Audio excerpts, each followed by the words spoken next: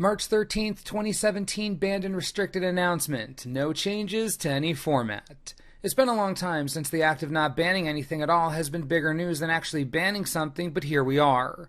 The growing distaste of Standard has come to a head this week as Wizards of the Coast decided that the format wasn't worth messing with right now, in the wake of their supremely impactful bans of the Copter, Emrakul, and Reflector Mage just a few months ago.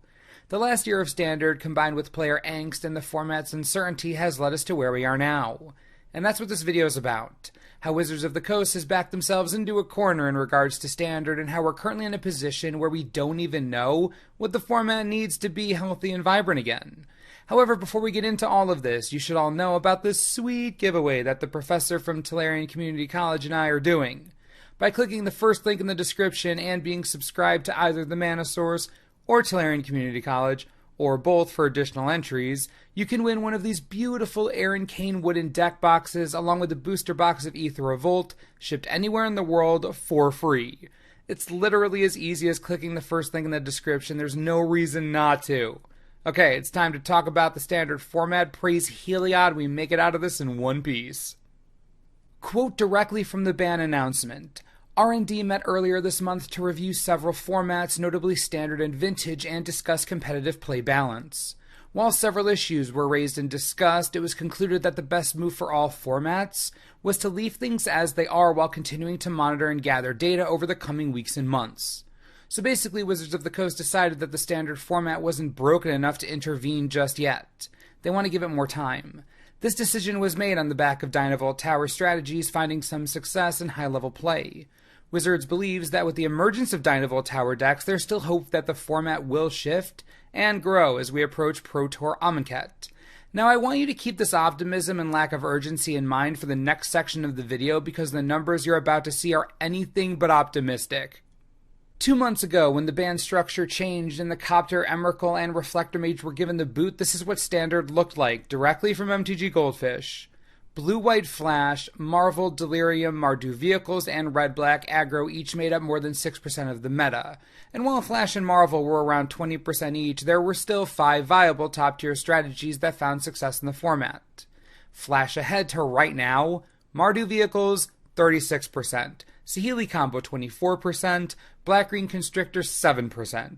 The concentration of power in Standard right now is infinitely worse than it was towards the end of last year. It's not even close. We're talking about a Standard format where more than 1 in every 3 decks is Mardu Vehicles, and 60% of all decks are either Vehicles or Saheeli Combo, one of the most hated strategies we've seen in a long time. And by all metrics, this is far worse than the previous Standard format that demanded the bans of Copter, Emrakul, and Reflector Mage. So what do we do now? Ban more cards? Unban cards? That's the thing. No one knows. Seriously, no one knows. We're treading on new ground here. The precedent created by the January bans is something that Standard has never really had to deal with before, and it absolutely changed the atmosphere around the format. Morale is at an all-time low, and while there are plenty of super cool Standard decks you can build right now, they simply aren't as powerful as Vehicles or Cat Combo. So what does Wizards do?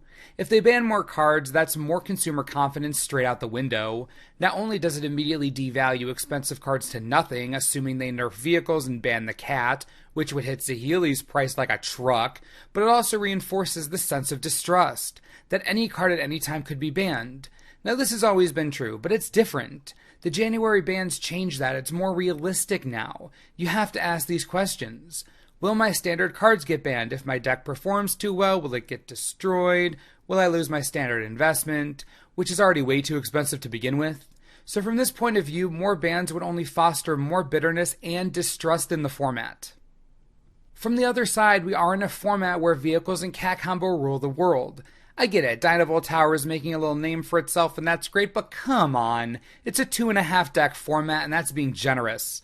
So from the other side, the second they didn't ban anything on Monday, that's them saying, even for a month, Standard is okay as is, which we all know is absolutely untrue. So what do we do? Where do we go from here? This is a lose-lose situation, but still, unlike any we've ever seen. The issue here is that there's no solution that saves the format. Standard is fundamentally broken right now, and again, there are many amazing strategies you can build for your local FNM, but Grand Prix, high-level play, it will be vehicles and cat combo. It has to be. There's no reason for it to be anything else. So again, I ask you, what do we do? And this is the problem. Standard is so lost right now that I don't think there's a simple solution. If I were given full control of Wizards of the Coast, I still couldn't come up with a viable answer. There's just no way to make everyone happy, and this all stems from the precedent established by Wizards with the recent banning. The game has changed. The format isn't safe anymore. And while in the long term this could prove to be the right move, the short term is ugly. Just for fun, let's look at January's Standard ban explanation, shall we? Quote, "We banned 3 cards in Standard to improve and diversify the Standard environment. These changes were driven by play data that demonstrated an imbalance in Standard, as well as anecdotal evidence that players found these specific cards to limit their ability to stay competitive with creative, fun, diverse decks. You could easily substitute the Copter, Emrakul, and Reflector Mage with Gideon, Cat Combo, and Heart of Kirin. And sure, I get that Emrakul was unfun when she hit and Reflector Mage made people mad, but let's be real for a second. It is statistical fact that Standard is less diverse now than it was 3 months ago. That's just true. There's no way to argue against it. So again, what do we do? I want you to take some time and think about what you would do if you had control of the format. Really think about it, because I don't think there's an easy solution here. I think the problems in the format were created from the top, and now getting out of it is going to be a real issue. Health of the Standard format versus confidence in its stability. You know, when it's all said and done, there's still one question I think is most important. Do you even care? Do you care about Standard? Are you invested in the format? What do you need to get out of it to make it worth it for you? This is an important conversation, and I look forward to hearing your thoughts on it. My voice is a bit wrecked right now, but we're back and videos are going to be flying out at a legendary pace. So be sure to stay tuned to the channel for a lot more awesomeness coming your way. As always, thanks for watching, and we'll see you next time. This video is brought to you in part by TCGplayer.com. While Standard is a huge question mark right now, you know what isn't? Modern Masters 2017. Boxes right now cost a sweet $215 each. Not bad considering everything in the set is bonkers ridiculous. If you still haven't pre-ordered your box set, you can do so by clicking right on your screen. Helps the channel out. You get amazing new cards at a fair price. Everyone wins. Yay.